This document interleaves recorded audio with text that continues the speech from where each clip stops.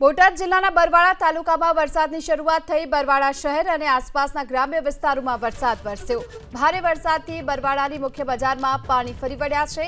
ખારા વિસ્તાર, ડોલરિયાપરા, કુંડલ દરવાજા વિસ્તારમાં પણ વરસાદ ખાબક્યો તો આ તરફ કુંડલ, વહિયા, રોજિંદ, કાપડિયાળી, રામપરા સહિતના ગ્રામ્ય વિસ્તારોમાં પણ વરસાદ વરસ્યો છે।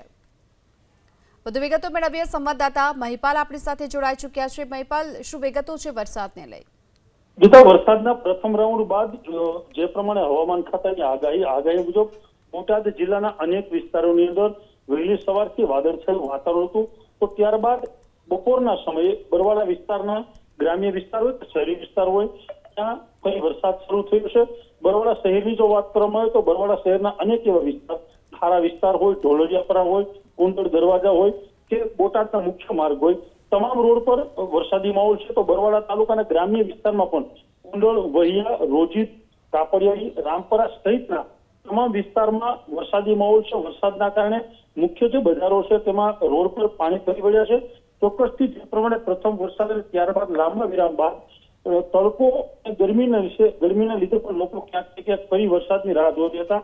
તો બીજા રાઉન્ડના વરસાદની બરવાળા ખાતેથી શરૂઆત થઈ છે તેવું કહી શકાય। જી, આભાર આપનો આ સમગ્ર માહિતી બદલ।